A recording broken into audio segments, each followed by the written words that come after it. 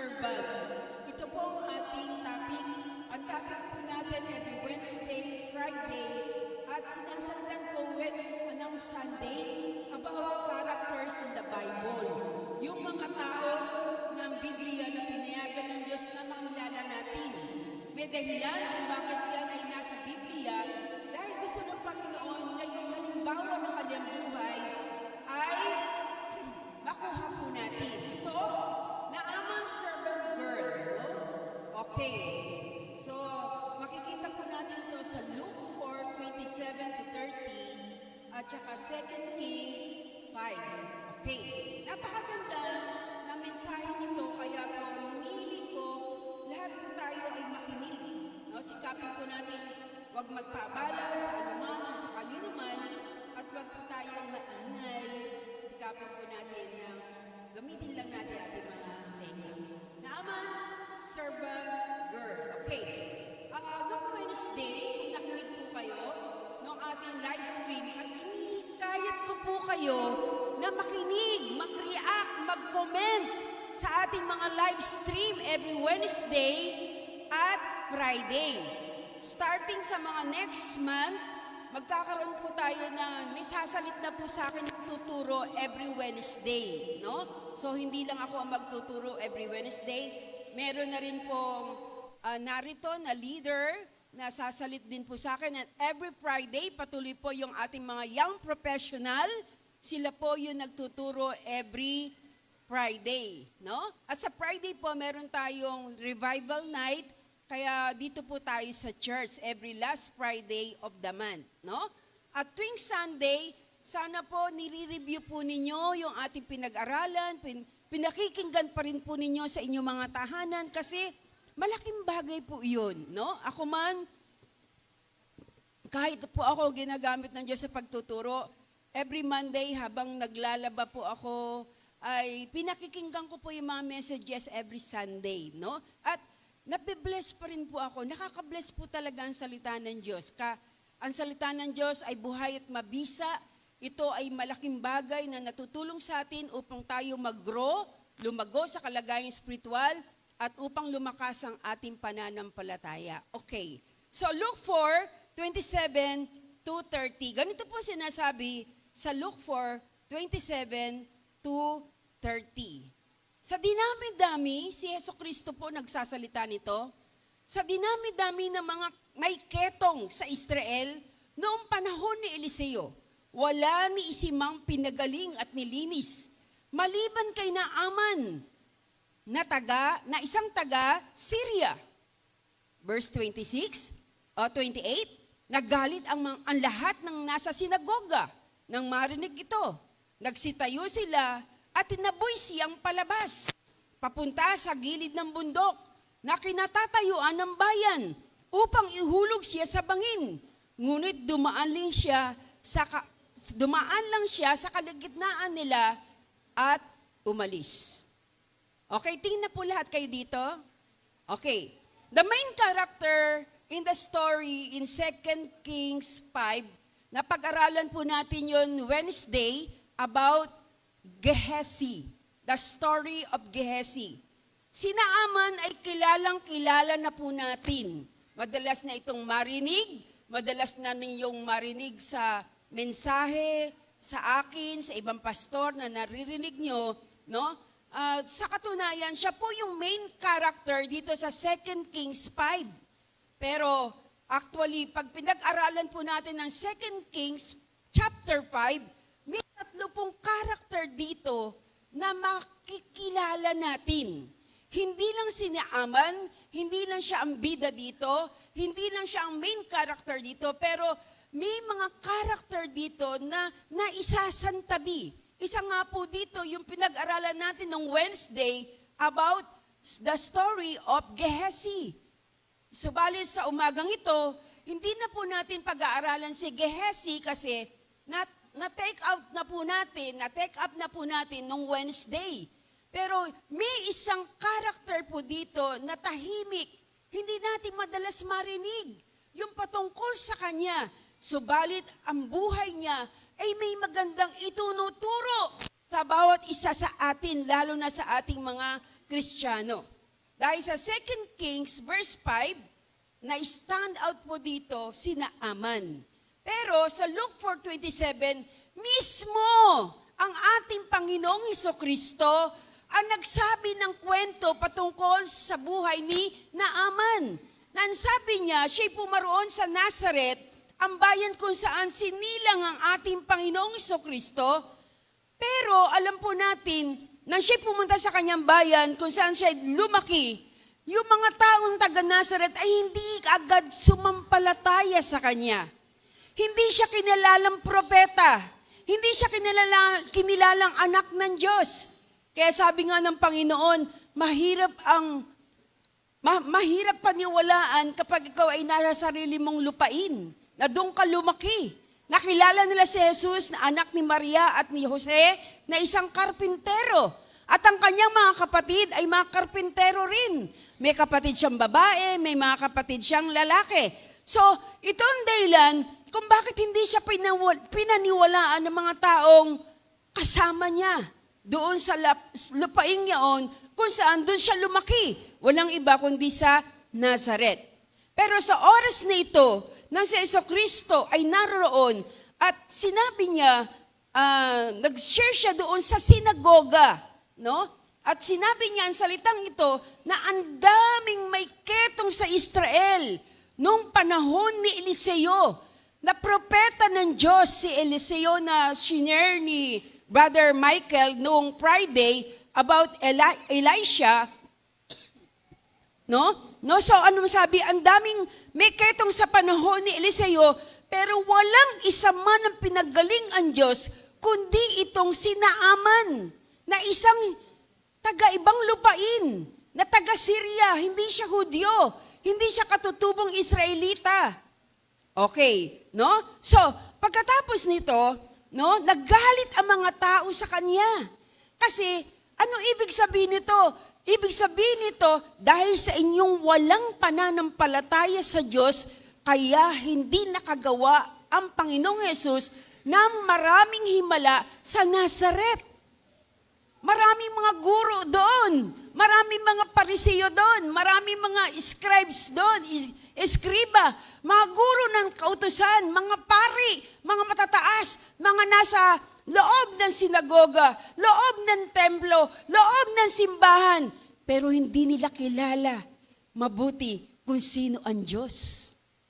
Kaya nga, hindi gumawa ng maraming himala ang Panginoong Jesucristo sa Nazareth dahil sa kawalan ng pananampalataya ng mga taga roon. Kaya nga, okay, so, yung kwentong sinabi ng Panginoong Jesucristo dito patungkol kay Naaman, no? Na pinagaling, na siya lamang ang pinagaling ni Eliseo. Ginamit si Eliseo ng Diyos, no? At pinagaling si Naaman na hindi taga-Israelita, hindi taga-Israel, kundi taga-ibang bayan. No? So, nagalit ang mga tao, sabi sa verse 28, nagalit ang lahat ng nasa sinagoga, nagsitayo sila, at ano ginawa nila kay Jesus? Tinaboy nila si Jesus. Hanggang si Jesus ay maparoon sa gilid ng bangin, na gusto nilang patayin at ihulog si Jesus. Hello? Sa galit. Tingnan nyo ang ginagawa ng galit sa tao. Halos gusto na nilang patayin si Jesucristo. Biblia nagsasabi nito. Sa verse 28, napunta siya sa gilid ng bundok, no?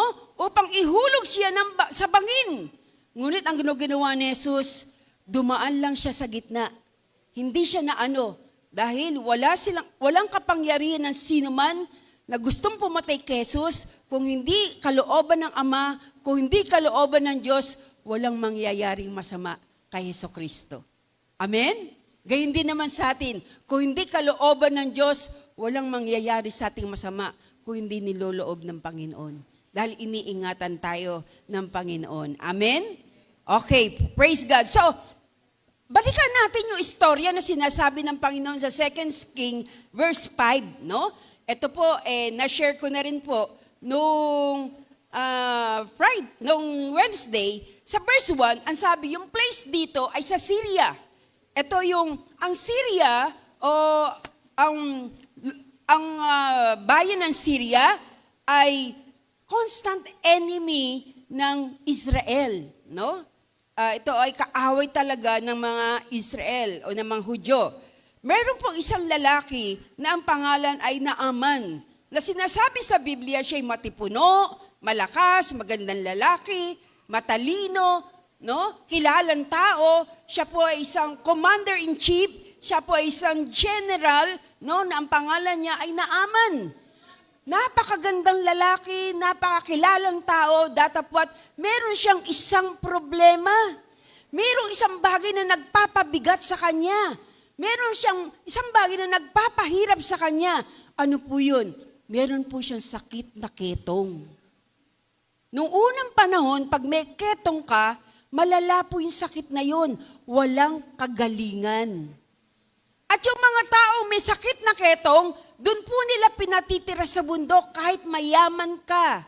Kahit na ikaw ay kilalang tao, hindi ka pwedeng makasilumuha sa tao, kundi doon ka sa bundok titira.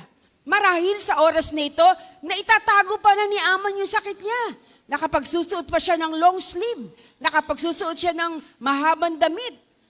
Natatago yun sa kanyang mga sapatos kung yung kanyang mga daliri ay kinakain na yung balat niya, yung kanyang laman. Pero sa mukha niya ay hindi pakita yung kanyang deprensya. Kaya hindi pa siya pumaparoon doon sa bundok. At dahil siya'y mataas na tao, no, siya'y iniingatan ng kanilang hari. Dahil siya'y makapangyarihan, matipuno, siya po ay matapang, no? So iniingatan siya ng hari. So he was a hero, a valiant soldier, no? So sinasabi ng iba na si Naaman daw ang pumatay kay Haring Akab, no? So, verse 2 and 4, meron pong isang, sabi sa talatang 2, dahil meron siyang isang napakabigat sa kanya. Bigat na bigat siya sa kanyang karamdaman. Dahil alam natin, kung hindi magagamot ang ketong at walang kagalingan dito, pwede mamatay ang isang taong may sakit na ketong. Nakamamatay po yung sakit na yon. So, lubhang nakabigat sa kanya ang problemang ito. Lubhang dinadala po niya to. Di po ba pag meron kayong mabigat na sakit karamdaman, minsan nga hindi kayo makatulog. Minsan nga talagang iniisip mo, paano kaya ako gagaling? Ano kaya gagawin ko para gumaling ako? Nagtatanong-tanong ka kahit sanino. Hinahanap mo kung sino magaling na doktor. Hinahanap mo kung anong paraan para gumaling yung sakit mo. At sa verse 2, sabi po dyan, minsan ang taga-Syria ay nakabihag na isang dalakidang Israelita. So, itong mga Syrian armies na ito, nagkaroon sila ng bihag. Yung mga Israel ay ginawa nilang bihag. Yung mga Hudyo ay binihag nila. No? At meron siyang isang bihag dito na isang dalagita. At ang dalagitang ito ay naging katulong ni Naaman. Naging katulong, alalay ng kanyang asawang babae, no? Naging katulong ang dalagitang ito ng asawa ni Naaman. Sinabi nito sa kanyang Panginoon, eto, lumapit ang babae, ang dalagita, siguro mga teens po siya, dahil bata pa siya, pero kahit kabataan siya, anong ginawa niya? Itong babaeng ito ay lumapit sa kanyang Panginoon, small p. Ibig sabihin ng Panginoong ito, walang iba kundi si Naaman, isang batang maliit, isang dalagita, lumapit kay Naaman. Ang sabi niya kay Naaman na kanyang boss, no? Sinabi nito sa kanyang Panginoon, kung ang asawa ninyo, sinabi niya sa kanyang Panginoong babae, kung ang asawa niyo ay lalapit sa propeta na nasa Samaria, tiyak na pagagalingin siya niyaon. Hello? So, ibig sabihin, may alam tong babaeng ito. May kilala tong dalagitang ito na taga Samaria. Ibig sabihin, taga Israel. Isang bayang maliit sa Israel, Samaria. Sabi niya doon sa kanyang boss na babae, Ma'am, kung ang asawa po ninyo ay lalapit sa isang propeta sa Samaria, tiyak pagagalingin siya niyaon. So, ibig sabihin, ang isang may sakit, hanap-hanap niya kung paano siya gagaling. Kaya itong asawa ni Naaman ay sinabi niya agad sa kanyang asawa, uy, meron tayong alila na nagsabi sa akin na merong propeta sa Samaria, sa Israel, na nagpapagaling, na ginagamit ng Diyos, na nagpapagaling ng mga sakit at karamdaman. At si Naaman ay pumunta sa hari, verse 4, at binalita at sinabi ng dalagitang Israelita. Ayan. So pumunta tong si Naaman sa hari at sinabi yung balita na sinabi ng babae, ng babaeng katulong nila, no? So pumaroon siya sa kanilang hari, dumaan siya, pumunta siya doon upang humingi ng sulat, no? Okay. Itong babaeng ito, yung batang itong babae na alipin, parang sasabihin natin hindi siya masyadong mahalaga eh. Parang madali siyang makalimutan, hindi mahalaga ang babaeng ito. Bakit? Ni pangalan nga, hindi nga sinabi. Sinabi ba dito kung ano pangalan ng babae? Hindi. Tama? Walang pangalan. So parang siya tinatawag na forgettable character. Madaling makalimutan na character sa Biblia. Pero makikita po natin kung paano ang babaeng ito ay magbibigay ng malaking impact sa buhay ng bawat Kristiyano, no? Sa atin, maging noon at hanggang sa atin sa mga araw na ito, no? Kung titingnan natin, siya ay slave, alipin, siya ay parang domestic helper, alila, no? Siya ay biktima ng Naaman's forces, na makakawal ni Naaman, siya ay kinuha o dinala sa Syria upang maging servant o alipin, no?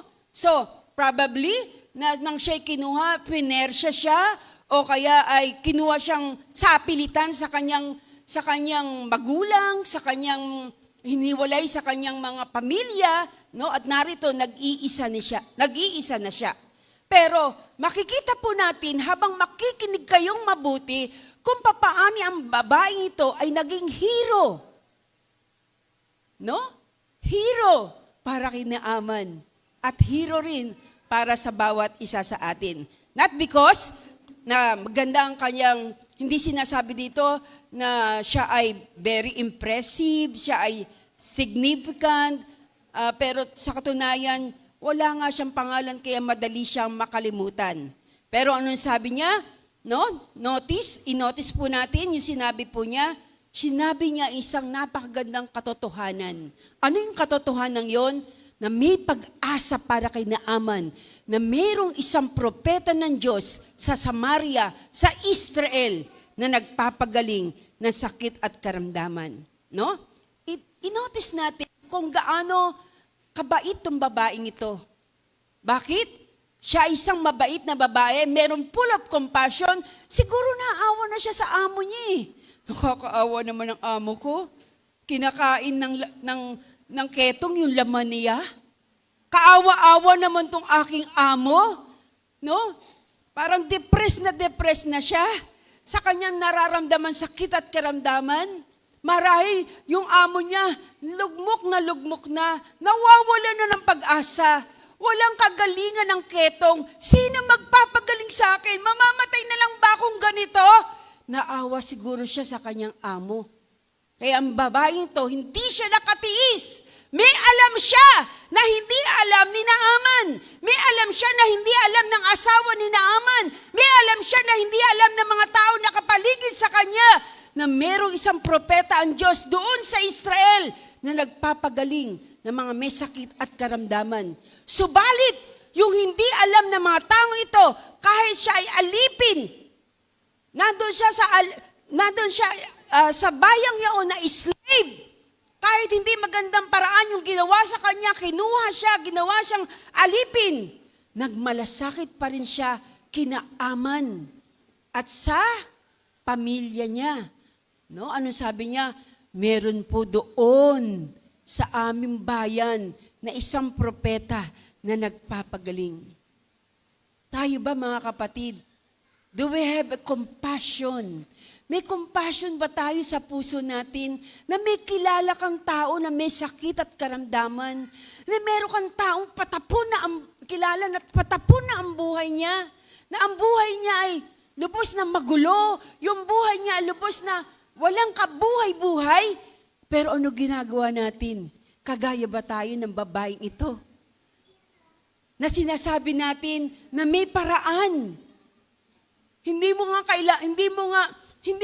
alam kung paano mag-share ng gospel. Pero may kilala ka naman na marunong mag-share ng gospel at tinuturo mo yung tamang direksyon kung saan sila dapat pumunta. Hello! Ang babaeng ito, yung batang babaeng ito, ay punong-puno ng concern. Alam po ba sa Tagalog yung concern? Pagmamalasakit. Amen? Amen? May pagmamalasakit ba tayo sa mga taong kakilala natin? Alam natin yung mga taong ito, wala ng pag-asa ang buhay nila. Alam natin yung mga taong ito, kung hindi nila makikilala ang Panginoon, papasok sila sa impyerno, mapapahamak ang buhay nila. Pero wala pa rin tayong ginagawa. Pero ang babaeng to hindi matahimik. Alam niya may kilala siya. Hindi siya matahimik. Kaya di sinabi niya sa kanyang amo na meron siyang kilala. No? Okay, so meron siyang compassion para sa kanyang amo. No?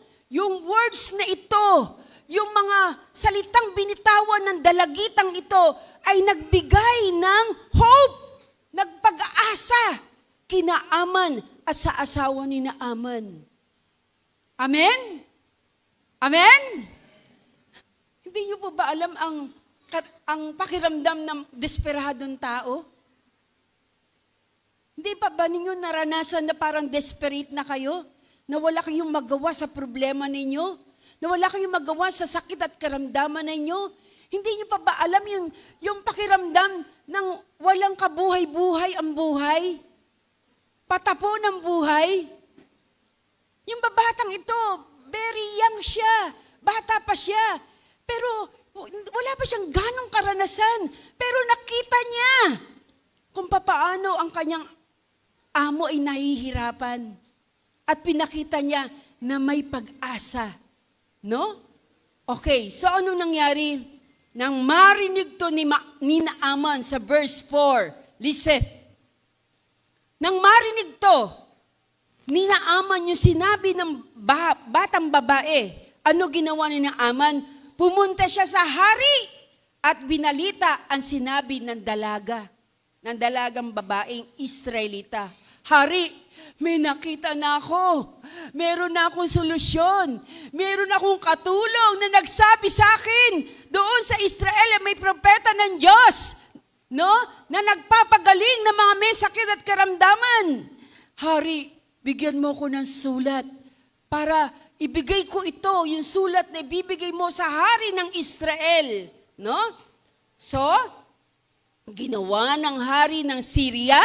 Ano ginawa niya? Gumawa siya ng sulat, pinabatid sa hari ng Israel na pinapadala niya si Naaman sa bayan nila, sa bansa nila, upang hanapin yung propeta ng Diyos na nagpapagaling ng mga sakit at karamdaman. Sabi sa verse 5, sige, pumunta ka at nagpadala ako sa iyo ng sulat, sabi ng hari ng Israel. Sabi ng hari ng Syria, magpapadala ako ng sulat para sa hari ng Israel. So eto na, nakatakda na si Naaman na pumunta sa bayan ng Israel. So ano ang dala-dala niya? Sulat galing sa hari ng Syria para ibigay sa hari ng Israel. Eto pa, sa verse 5, ano sabi? Pumunta nga si Naaman na may dalang mga handog. 350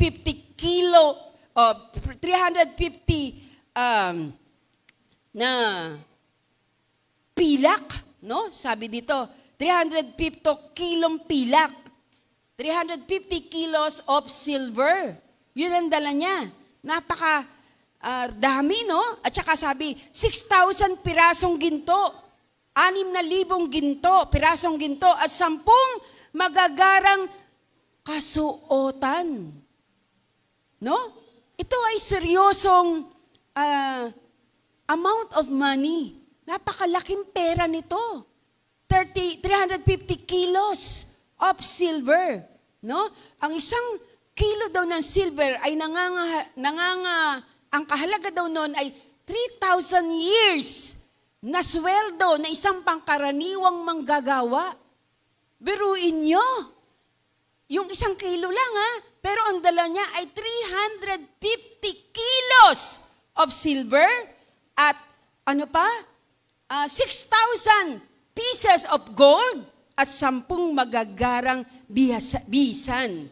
So dala rin niya ang sulat, sabi sa verse 6, para sa hari ng Israel. At ganito ang nakasulat.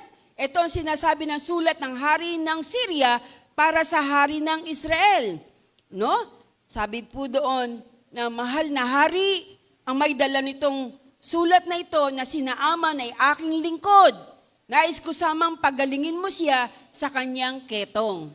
So umalis na si Naaman, sakay ng kanyang magagarang karwahe, ng kanyang magagarang kabayo, at may mga kasama siyang mga kawal, at may mga kasama siyang alipin na taga-bantay at taga-buhat ng mga kayamanang dala-dala niya. No?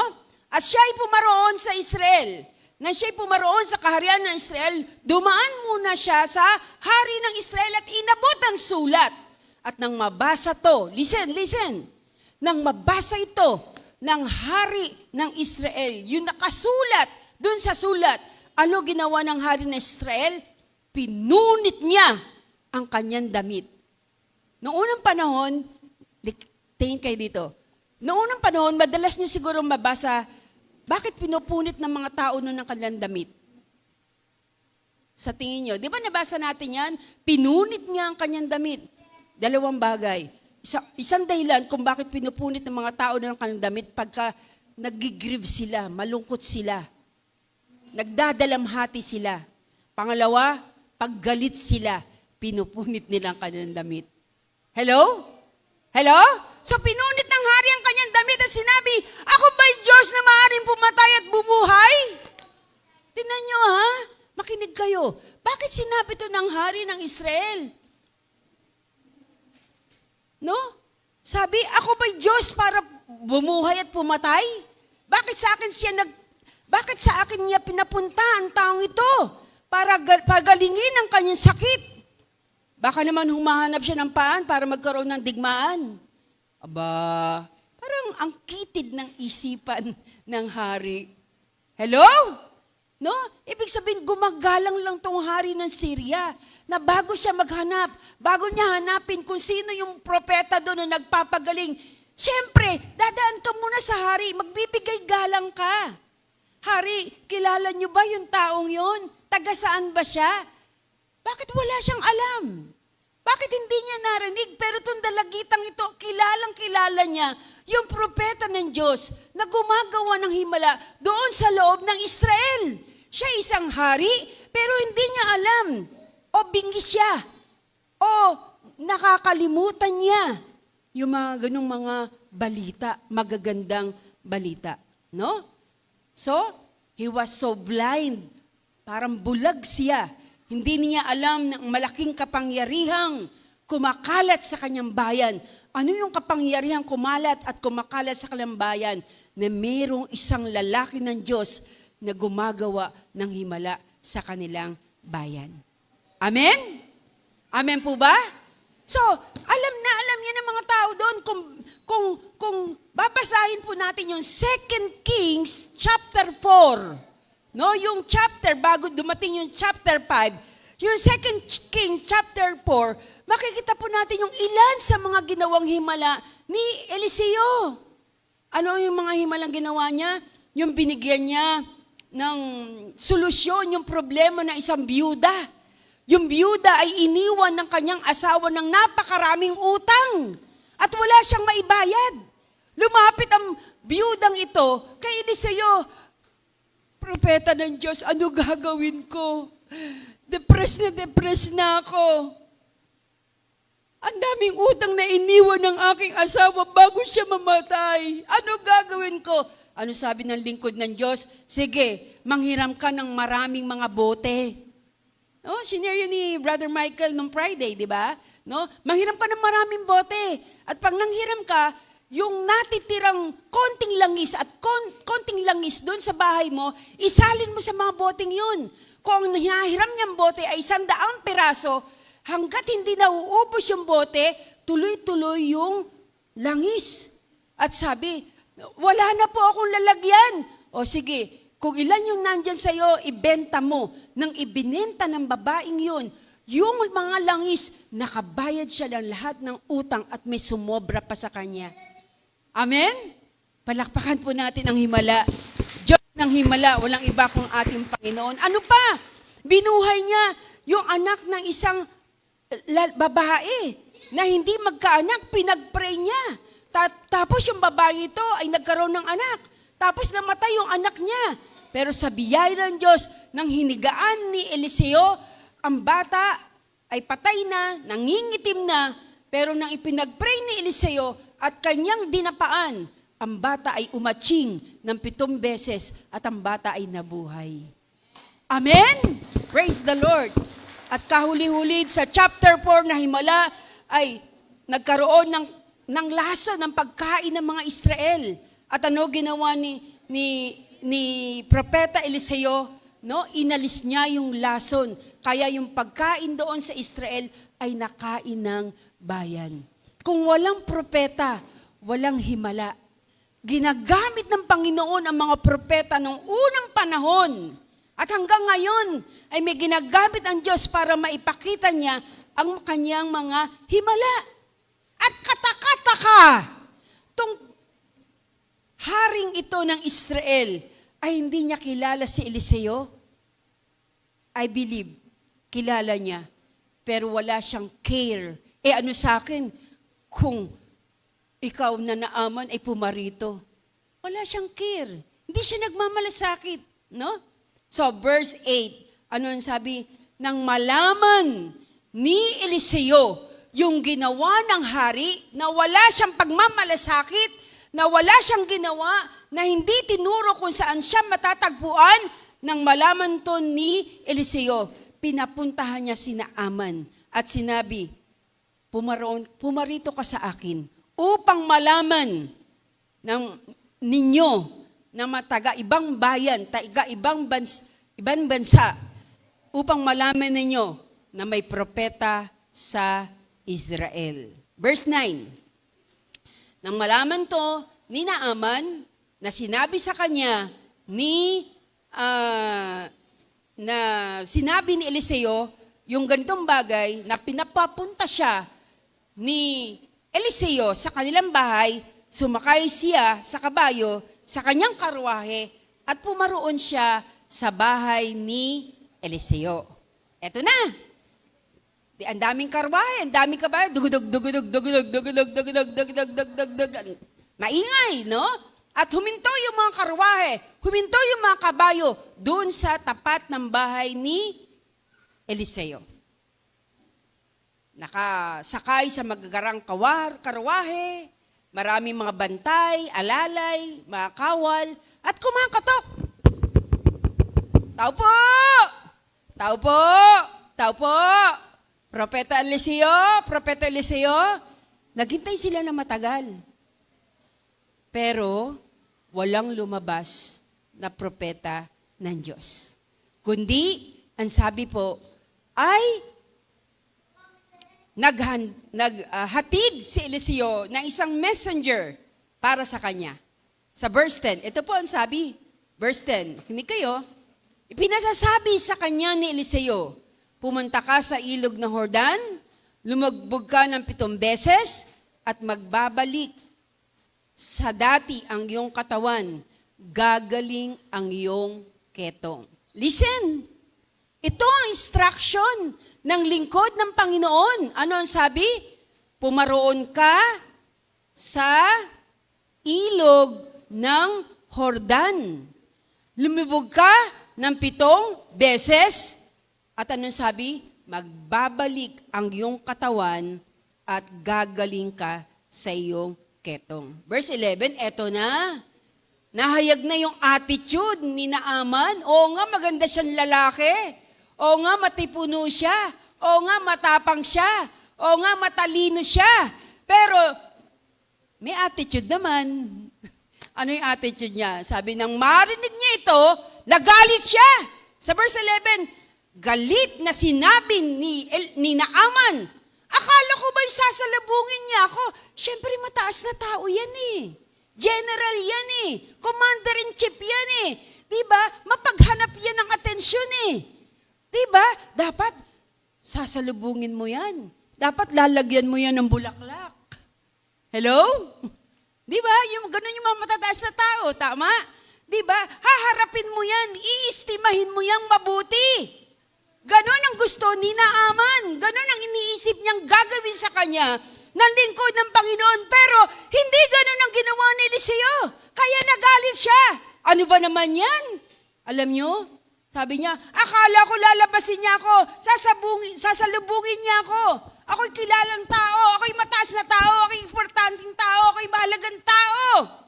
Akala ko'y tatayo siya sa harap ko at iwawagayway niya ang kanyang mga kamay sa aking harapan para ako'y panalangin, no? Upang tawagan ng kanyang Diyos na si Yahweh. Ikukumpas ang kanyang mga kamay sa tapat ng aking ketong at ako'y pagagalingin. So ano yung nararamdaman ni Naaman? He felt he was insulted. Para po bang na-insulto siya eh? Hello? Nakinig po ba tayo? Hello? No, parang na-insulto siya. Ano ang ginawa niya? Nag-back up siya. Umalis siya. Nakita dito yung pride niya. May pride. Hello, listen niyo. Makinig tayo, no? So may pride to si Naaman. Hindi mo ako dapat ganyanin. Mataas na tao ako. Naunawaan po ba natin? Tingin kayo dito. Naunawaan po ba natin? Di ba yung mga matataas na tao ganyan eh? Hindi mo ako dapat ganyan, ininsulto mo ko. No? So, pero, yung word na ito ay naging insulto sa kanya. Okay. Tandaan po natin, alam niyo po ba na para kay Naaman, yung maglublob sa ilog ng Jordan ay katawa-tawa. Isang bagay pa, no? Hindi lang yung parang ininsulto siya. Pangalawang bagay, sinasabi niya, bakit niya ako inutusan doon sa ilog ng Jordan? Ang dami namang ilog sa Israel. May ilog ng Abana, may ilog ng Parpar. Bakit doon pa? Kasi alam niyo po ba yung ilog ng Jordan? Napakaduming ilog. Siguro, hindi ko alam ha, pero kung marumi, para po bang ilog ng Pasig? Nakita na po ba natin ilog ng Pasig? Maliligo ba kayo sa ilog ng Pasig? No? Siguro ganun, ano? So, nagtataka siya, ba't ang dami naman daw malinis na ilog sa Israel, pero bakit doon pa? Napakadumi ng ilog ng Jordan, no? So, ano ginawa sa verse 13? Ito na, verse 13. Tingin po kayo dito. Verse 13. Ito na po yung babae. Lumitaw na naman yung babae, yung alipin. Ngunit, lumapit sa kanya ang kanyang lingkod at sinabi, lumapit sa kanya yung batang babae. Ang sabi sa kanya, Ginoo, kung mas mahirap pa riyan ang ipagagawa sa iyo ng propeta, di ba't gagawin niyo iyon? Gaano pa siyang pinaguhugas lang kayo para luminis? Ayan. So itong babaeng to, bagamat siya'y bata pa, matapang siya. Kasi bakit? Alam niyo, kinatatapang niya, meron siyang sense of compassion. May compassion talaga siya. Gusto niyang gumaling yung kanyang amo. Sir, kung merong sasabihin sa'yo, iuutos sa'yo, kahit mahirap, di ba gagawin mo kung gusto mo talagang gumaling? Meron nga akong kilala dito eh. No, nung nagkaroon siya ng sakit, pinaghapang siya sa kuweba, gumapang eh. Tama? Di ba? Ano mang paggawa sa kanya, gagawin niya para gumaling siya. Tayo rin naman, ano mang paggawa sa atin, gagawin natin. Para lang tayo gumaling. Kahit nga wala kang pera, mangungutang ka, para ka lang gumaling. Tama? No? Lahat ng paraan gagawin mo. Pero kayo, Mga kapatid, sasabihin ko lang sa inyo, ito, paalala lang, hindi naman tama na lahat ng paraan na gagawin nyo para gumaling. Kung mali at hindi ayon sa salita ng Diyos, huwag niyong gawin. Kasi marami pa rin Kristiyano na kahit Kristiyano na, basta lang gumaling, nagpapagamot sa mga, ang tawag doon? Sa mga albularyo. No. It's a no, no, no. Wag. Hello? Naunawaan po ba natin? Hello? Kung meron pa dito nagpapagamot, wag na po. Hingin nyo ng tawad sa Diyos kung nagawa po ninyo magpagamot sa mga albularyo o mga quack doctors, no? So, wag. Si Jesucristo pa rin ang dakilang manggagamot, no? So, ano nangyari? Kaya, ang ginawa ni Naaman, nakinig siya sa bahay, buti na lang. Kahit bata, pinakinggan ni Naaman. So, o nga naman wala namang mawawala talaga sa akin. Kung pupunta ako, kung susunod ako. Kaya ang ginawa, pumaroon si Naaman sa ilog ng Jordan, naglublob ng 7 beses, gaya ang pinagbilin ng propetang Eliseo. At nagbalik siya, eto na, ano ginawa niya? Bumalik siya sa ilog ng Jordan. Okay, ano ginawa? Sumunod na siya, naglublob na siya. Ilang beses? Ilang beses? 7. Ang sabi ng propeta ng Diyos, 7 beses. Kaya 7 beses siya naglublob. At ano ang nangyari? Sa verse 14, kuminis ang kanyang balat. Sabi sa verse 14, nagbalik nga ang dati ng kanyang laman at kuminis ang kanyang balat tulad ng kutis ng isang bata. Tingnan nyo yung bata ninyong katabi. Di ba ang kinis ng balat nila? Di ba? Ang kinis ng balat ng isang sanggol, na isang bata. Ganun. Bumalik ang kanyang kutis. At alam nyo nangyari? Nung nakita ni Naaman na siya'y gumaling, dapat babalik na siya sa kanyang bahay. Pero hindi siya bumalik sa kanyang bahay. Pwede na sana siyang bumalik sa Syria. Pero ang ginawa niya, hindi siya bumalik sa Syria, kundi bumalik siya sa lingkod ng Diyos na si Eliseo. Tandaan po natin, tingnan nyo mula sa isang ma-pride na tao, mula sa isang mataas na tao, ano po ginawa niya? Dahil siya'y sumunod sa kalooban ng Diyos, sa instruction ng Panginoon, hindi lang siya gumaling, kundi binago ng Diyos ang kanyang buhay. Palakpakan natin ang ating Panginoon. Ano ang patotoo? Si Naaman, nagbago ang kanyang isipan at puso. Imbis na umuwi siya sa kanyang bahay, bumalik siya kay Eliseo upang magpasalamat. Meron na siyang gratitude heart. No? Ano ang sabi niya? Inialay niya kay Eliseo yung kanyang mga dalang handog.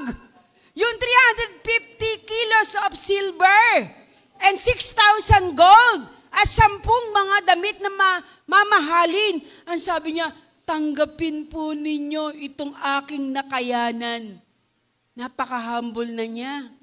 Tanggapin po ninyo ang aking nakayanan. Mula sa isang ma-pride na tao, natuto siya magpasalamat, natuto siyang magpakambaba. At ngayon, sabi sa verse 15 at 16, ngayon, napatunayan ko, ito ang sabi ni Naaman ngayon, napatunayan kong walang ibang Diyos sa ibabaw ng lupa, kundi ang Diyos ng Israel.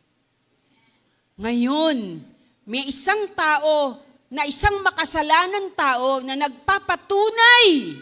Listen, pinapatunayan niya at nasulat sa Biblia na pinagsigawan niya sa buong Syria, pinagsigawan niya sa buong Israel na napatunayan niya na walang ibang Diyos kagaya ng Diyos ng Israel. Ibig sabihin, ang Diyos natin ang pinaghiyawan ni Naaman. Amen? Tayo ba? Pinaghihiyawan ba natin yung ginawa ng Diyos sa buhay natin? Ilan sa inyo na ginawa ng Diyos na dakilang bagay? Ilan sa inyo ang ginawa ng Diyos na mabuting bagay? Ilan sa inyo pinagaling ng Panginoon, pinalaya ng Panginoon, pinagpala ng Diyos, pero nananahimik?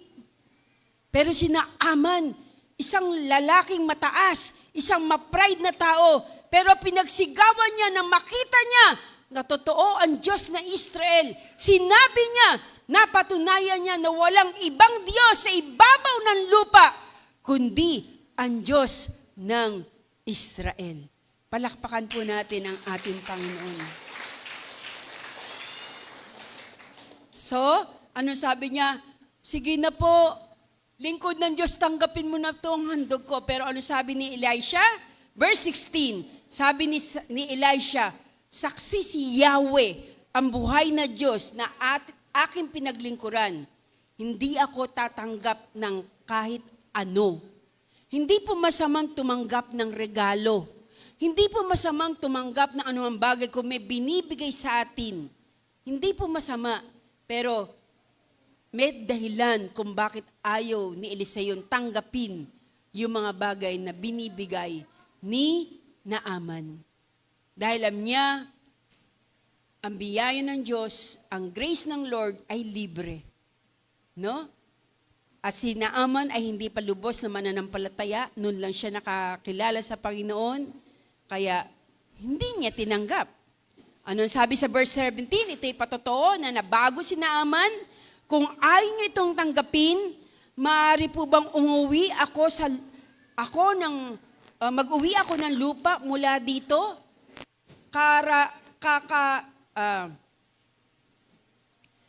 Sabi niya, pwede po ba ako mag-uwi ng lupa mula dito? No, sinakay niya sa kanyang sasakyan. Sabi niya, mula ngayon, hindi na ako mag-aalay ng handog na susunugin sa sino mang Diyos liban kay Yahweh. So natuto na siya.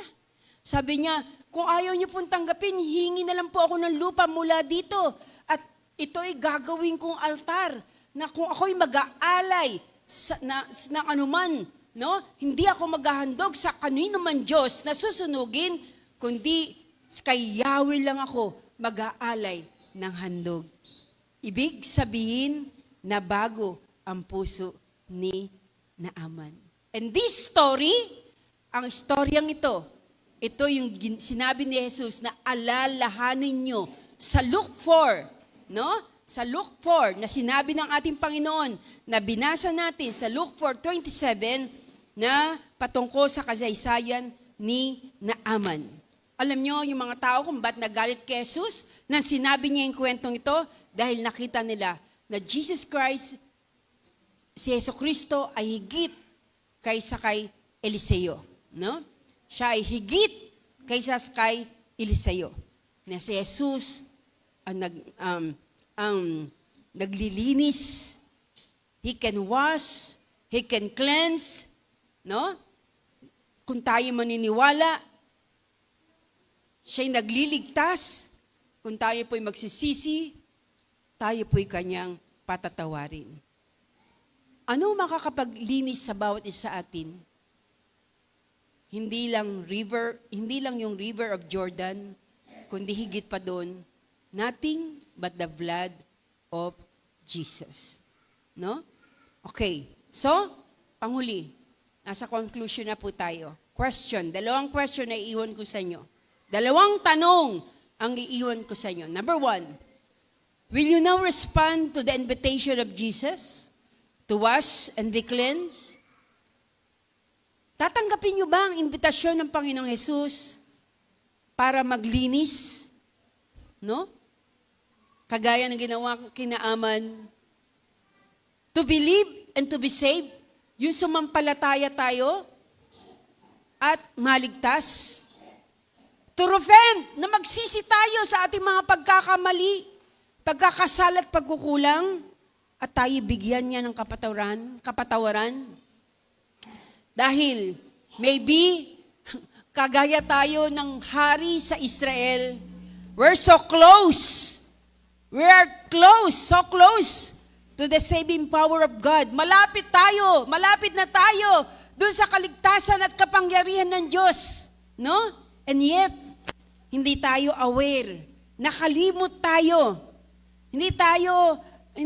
Nalimutan natin, hindi tayo aware doon sa presence of God. Kagaya ng hari ng Israel. Ang miracles ay hindi cheap, hindi mumurahin, no? Pero may mga bagay na marami pang himala ang kayang gawin ng Diyos na pwede niyang ipagkaloob sa atin kung tayo isasampalataya sa Kanya. Pangalawa, meron ba tayong kilalang tao na hindi niyo malilimutan sa buhay niyo? Kung may isang tao na hindi ko malilimutan sa buhay ko, alam niyo kung sino yon? Yung taong naglapit sa akin kay Kristo. Na siyang naging dahilan kung bakit ako naging Kristiyano. Tama? Yung babaeng ito, yung batang babaeng ito, sometimes we don't need na maging powerful. Hindi natin, yung magkaroon ng kapangyarihan o kilalang tao, kahit ordinaryong tao lang tayo, ang mahalaga magpagamit tayo sa Diyos. Nagawa mo na bang tingnan yung kapwa mo, yung katabi mo, yung kasama mo sa bahay, yung kaklase mo, yung kasama mo sa trabaho? Meron ba kayong kilala na nahihirapang lubha sa mga araw na ito? Alam niyo nahihirapan sila? Alam mo kung sino makakatulong po rin mo, hindi mo siya nilalapit sa kanya na makakatulong sa kanya. Pero yung babaeng ito, dalagitang tao lang siya, dalagita lang siya, bata pa lang siya. Nakita niya kung paano maghirap si Naaman. Nakita niya yung pakiramdam ng asawa ni Naaman na nababagabag dahil sa sakit ng kanyang asawa. Pero hindi siya nanahimik.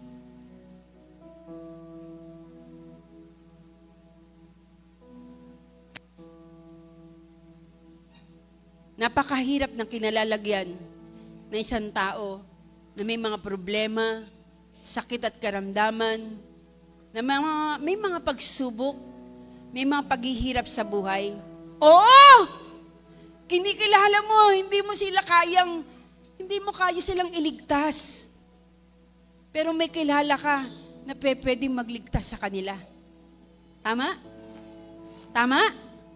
May kilala tayo na pwedeng solusyon ng kanilang problema. May kilala tayo na nagpapagaling ng mga may sakit at karamdaman. Mga kapatid, nakapalibot tayo sa maraming Naaman sa mga araw na ito. Naaman na nakapalibot sa atin, na nabubuhay sa mundong ito, nakilala natin na may mga sakit at karamdaman.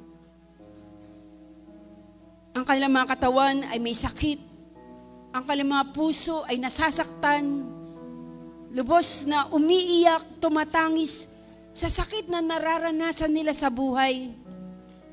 May kilala kang Naaman na merong sakit sa kalooban, sa isipan na hirap na sila sa dami ng problema. May kilala kang Naaman ng punong-puno ng dusa ang buhay. Na halos gusto na nilang magpakamatay. Dahil parang nakikita nila na walang maganda sa buhay nila.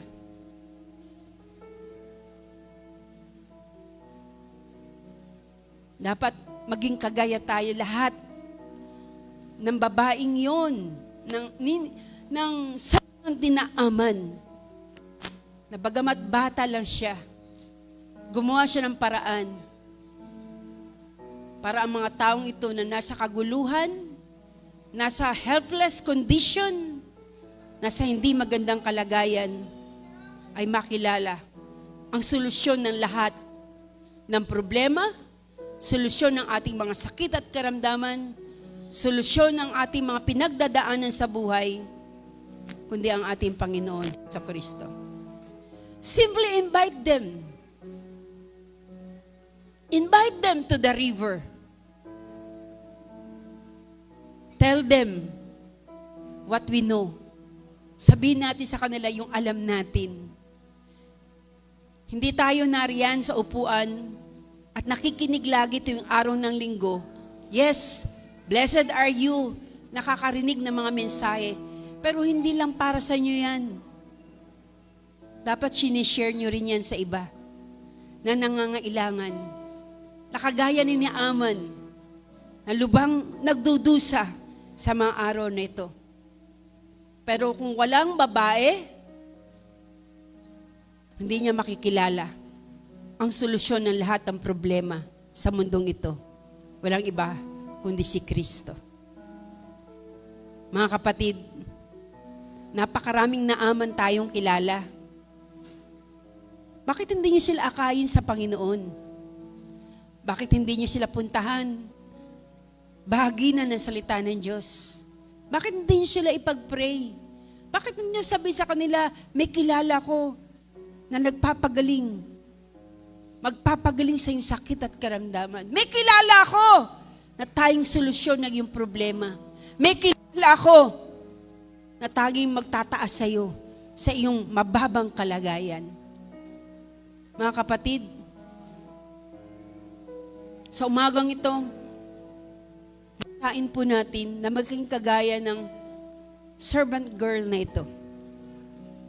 Nasain po natin. Alam nyo, magiging payapa ang buhay nyo, mas maligaya, mas masaya ang buhay nyo kung nag-aakay kayo ng mga kaluluwa para kay Kristo. Amen? Ito ang dahilan kung bakit tayo nabubuhay. Hindi ka pa pinayagan ng Diyos na mamatay dahil gusto ng Panginoon gamitin pa ang buhay mo. Ulitin ko, hindi ka pinayagan ng Diyos na mawala sa mundong ito. Hindi ka pinayagan ng Diyos na mamatay agad nang makilala mo si Kristo dahil gusto ng Panginoon na gamitin ka pa niya para marami pa tayong madalang naaman sa paanan ng ating Panginoong Hesukristo. Amen? Amen? Be used of God. Magpagamit tayo sa Diyos. Ito ang purpose natin kung bakit tayo nabubuhay. Na maggamit tayo ng ating Panginoon. Mga kapatid, magpagamit ka. Sabihin mo sa katabi mo, as many as you can, sa lahat na narito, sabihin mo, magpagamit tayo sa Panginoon. Sabihin niyo po, bulungan niyo sila. O sabihin niyo sa kanila, magpagamit na tayo sa Diyos. Magpagamit na tayo sa Panginoon. Magpagamit na tayo sa ating Panginoon. Amen?